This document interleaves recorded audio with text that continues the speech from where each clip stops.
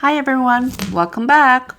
Last week I was covering the first video of 3 in regards of life insurance. Video number 1 was posted last week covering what is life insurance, the common responses I get from my clients about the topic, and how you can leverage it in your life plan. My name is Catherine Lee and I've been an insurance broker for the past 12 years. The goal of my channel is to help empower you with the knowledge about insurance so that you can protect what matters most to you. So in this video, we will dive into 3 main types of life insurance in the market. I'll go through the pros and cons, comparison between the plans, and how you can leverage them to your estate planning.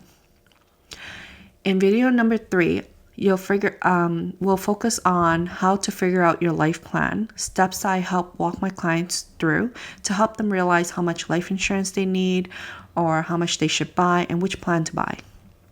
And what are the steps to create an estate plan as well. Now, let's dive into the types of life insurance. Type number 1, participating, also known as whole life insurance. This is the best life insurance product you can get in the market, but it is expensive. You can set a number of years of payment. You can pay until you die, or you could also choose the options of 10 pay, 15 pay, or 20 pay. This product tends to have different options for investment payout. You would hear terms like paid up additions, enhanced lifetime options, cash dividend, etc. Now look, I'm not going to dive into the technical terms of the plan. I just want to explain what type it is. So to help better explain this product, I like to propose a case example so that we can walk through it and compare it with the other products. Let's say John Doe, age 35, male, non-smoker, and he liked to buy this life insurance for 20 years. That way he would be done paying at age 55. His life insurance would be there for his family when they need it. The coverage is $150,000 permanent life insurance. The premium is about $250 a month for the next 20 years, making it a total premium paid will be $60,000. The pros of this plan. It is a permanent life solution, which means it'll be there till you grow old, age 100 or 105, depending on the carrier. Investment risk is on the life insurance company. What does that mean? It entails a dividend will be paid out to you where they invest in buying more life insurance towards your plan. It's a long-term investment strategy. It provides the peace of mind. It is one premium leveled and guaranteed for the next 20 years. There's a cash surrender value. If you choose to cancel the plan, you could receive a cash surrender value at the moment in time. There's an increasing death benefit. The maximum age coverage, like I said, was up to age 100 to 105, depending on the carrier.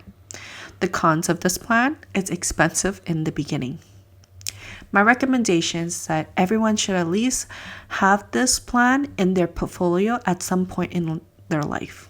You could buy the bare minimum of $25,000 to $35,000 just to cover the final expenses. As you gradually grow older, you'll find this plan very valuable. So let's dive into the most popular life insurance type 2 called the universal life. This is also a permanent life solution as well. You can grow old with this plan as well. But for the same client, John Doe, age 35, male, non-smoker, 20 pay as well, $150,000 coverage as well, could run a minimum premium of $193 a month to a maximum premium of $455 a month. Notice I said minimum and maximum premiums. There's a lot of agents that are selling these plans to their clients, but they don't fully understand this product. I had to help fix old plans for my clients, so I had to warn you away from this plan if you are not an investor. We just looked at product number 1, which is participating pricing at $250 a month. Product number 2, Universal Life, is giving you a minimum of $193 a month to $455 a month. Product number 2 could sound cheaper, but would they meet your long-term goals by being paid off within 20 years? That's the thing with the Universal Life. You are held responsible on the investment part. If the market isn't doing so well, you're supposed to be dumping in money into this plan. So technically, it could cost you more than $250 a month, which is where most clients are confused at when they bought this plan.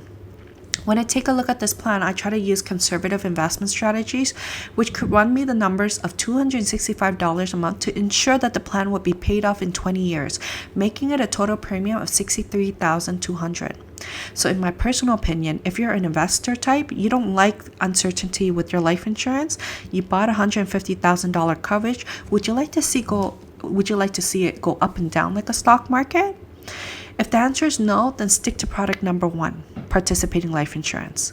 Universal life can win as well, because if you wanted more life insurance and you're getting old, health isn't good, this plan allows you to dump to $455 a month into investing, and it's tax-free for your clients. Well, for your family. So each plan has its pros and cons, and here's my list for universal life.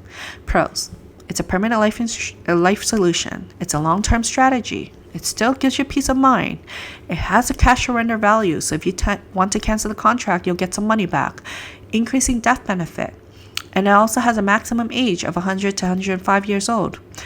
But cons: it's expensive in the beginning. The market risk is on you. Premium can vary depending on the market. The death benefit can increase or decrease due to the market.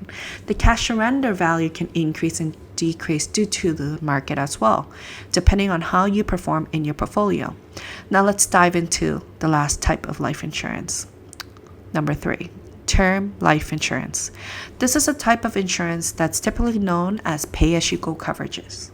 The moment you stop paying, the coverage is gone. Poof, no more. It's usually the most affordable plan, and most people are not aware that there are renewal rates that tends to climb like a staircase. Let's use the same client, John Doe, age 35, male, non-smoker. He wants a term life insurance for the next 20 years for $150,000 coverage. He could pay as little as $23 a month for the first 20 years. Wow, that is substantial savings. Plan number 1 wanted him to pay $260 a month. Plan number 2 wanted to minimum $193 to $455 a month. This is a lot of savings. And looking at the fine print on renewal, what happens at year 21? Once he reaches age 55 to 74, he could be paying $322 a month for the same coverage. Once he reaches age 75 to 85, he could be paying $1,108 a month for the same coverage. If he paid this plan, he could be paying about $190,000 in premiums. So typically, no one keeps this coverage because it becomes too expensive. So why would anyone buy them? Because it's affordable upfront for big coverages. Typically, it's used for debts and mortgage income for survivors. Look at the mortgages today. Someone could be holding a $1 million mortgage over their head in Toronto. If you have 2 kids and a spouse to support, you're going to need the term life insurance to cover you in the next 20 or 30 years. I run into a lot of cases where the client doesn't understand what they're buying and it's already too late.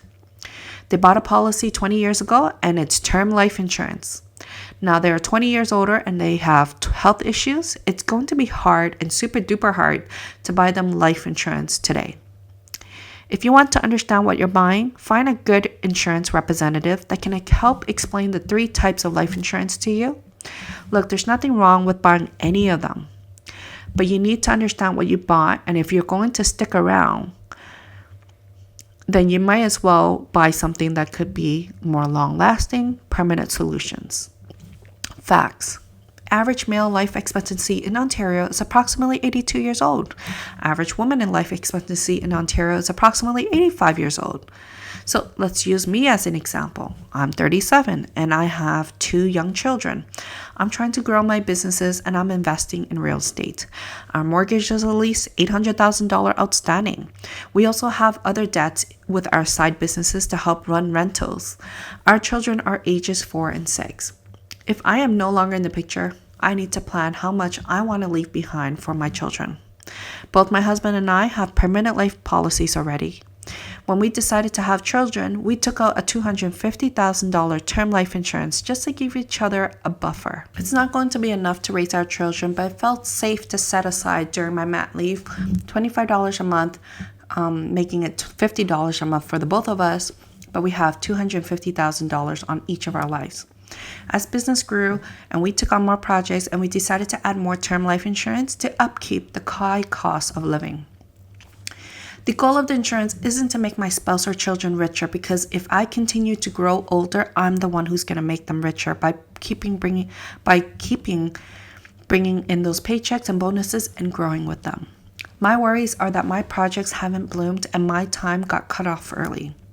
I don't want my husband and my children having to rush to cash out while the market is down and having no time to recover from my death. If you ever went through a funeral arrangement, tending to a family members, or having to help close down those deceased accounts and dealing with the lawyers, can be quite stressful. It's hard to express in words on how much a family has to be put through during that time. All I know is that a check was given by the life insurance company allows the family to breathe a little. So just to summarize, if you're looking for permanent life options where it's going to stay affordable for you and it'll be there when you're old, you're looking at type 1, which is participating whole life insurance, or type 2, universal life. But if you're looking for a temporary life insurance solution where it's cheap in the beginning and it's used to cover short-term obligations like debts, then it's known as type 3, which is a term life insurance. In my next video, I'll go through on how to help you figure out your life plan. Steps I help my clients walk through to help them realize how much life insurance they should buy and which plan they should buy. What are the steps to create an estate plan?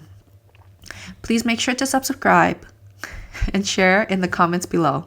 Bye now.